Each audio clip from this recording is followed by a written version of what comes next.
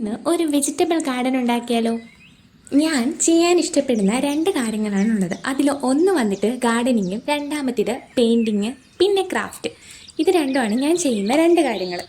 അപ്പോൾ ഞാൻ വിചാരിച്ചു ഒരു വെജിറ്റബിൾ ഗാർഡൻ കൂടി സെറ്റ് ചെയ്യാമെന്ന്. അങ്ങനെ ചിന്തിക്കാൻ അതിൻ്റെ പിന്നിൽ ചെറിയൊരു നിഗൂഢത കൂടിയുണ്ട്. എന്താണെന്ന് വെച്ചാൽ നമ്മൾ വെജിറ്റബിൾ ഗാർഡനൊക്കെ ചെയ്തിട്ട് മാർക്കറ്റിൽ വിൽക്കുകയാണെന്നുണ്ടെങ്കിൽ ചെറിയൊരു പോക്കറ്റ് മണി നമുക്ക് കിട്ടുമല്ലോ. ആ ഒരു ഉദ്ദേശത്തോടു കൂടിയാണ് ഞാനിത് സ്റ്റാർട്ട് ചെയ്യുന്നത്.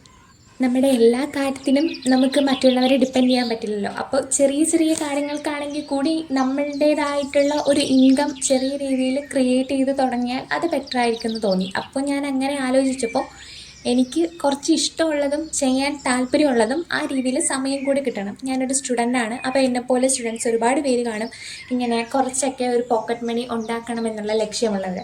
അപ്പോൾ കുറച്ച് സ്ഥലവും മണ്ണും ഒക്കെ ഉണ്ടെങ്കിൽ നമുക്ക് ചെയ്യാവുന്നതേ ഉള്ളൂ. അങ്ങനെ ഞാൻ കണ്ടുപിടിച്ചൊരു ഐഡിയ ആണിത്. അങ്ങനെ ഞാൻ രണ്ട് വിത്ത് വാങ്ങിയിട്ടുണ്ട്. ഒന്ന് ചീരയുടേതും പിന്നെ ഒന്ന് പയറിൻ്റെയും വിത്താണ് എടുത്തിട്ടുള്ളത്. അങ്ങനെ അത് നടുന്ന രീതി ഞാനിപ്പോൾ കാണിച്ചു തന്നല്ലോ. ഒരു 2 ദിവസം എടുത്തപ്പോൾ തന്നെ ഈ രീതിയിൽ അതൊക്കെ ഒന്ന് മുളച്ച് കിട്ടിയിട്ടുണ്ട്. ഞാനൊരു ഡിഷിലാണ് ഇതൊക്കെ മുളപ്പിക്കാൻ വേണ്ടിയിട്ട് ഇട്ട് കൊടുത്തിട്ടുണ്ടായിരുന്നത്. ഞാൻ ചീരയുടെയും പയറിൻ്റെയും വിത്തുകളാണ് എടുത്തിട്ടുള്ളത്. ഞാൻ എടുത്ത മുഴുവൻ വിത്തുകളും ഞാനിവിടെ മുളപ്പിക്കാൻ വേണ്ടിയിട്ട് എടുത്തിട്ടില്ല. മുഴുവൻ വിത്തും മുളപ്പിക്കാനായിട്ട് എടുക്കാത്തതിനൊരു കാരണമുണ്ട്. കാരണം ഞാനിത് ആദ്യമായിട്ടാണ് ചെയ്യുന്നത്. നമ്മൾ ആദ്യമായിട്ട് ചെയ്യുന്ന കാര്യങ്ങൾ ഒന്ന് ടെസ്റ്റ് ചെയ്ത് നോക്കിയിട്ട് ചെയ്യുന്നതായിരിക്കും നല്ലത്. അപ്പോൾ ഞാൻ വാങ്ങിയ വിത്തുകളിൽ കുറച്ച് വിത്തുകൾ മാത്രം എടുത്തിട്ടാണ് നട്ടു കൊടുത്തത്.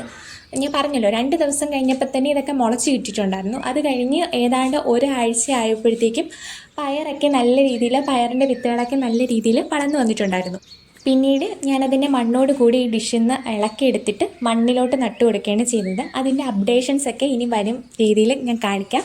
അപ്പോൾ ഗാർഡനിങ് ആൻഡ് ഇപ്പോൾ ഇന്ന് മുതൽ വെജിറ്റബിൾ ഗാർഡൻ, പെയിൻറ്റിങ്, ക്രാഫ്റ്റ് ഇങ്ങനെയുള്ള വീഡിയോസ് കാണാൻ വേണ്ടിയിട്ട് എൻ്റെ ചാനൽ സബ്സ്ക്രൈബ് ചെയ്യണേ.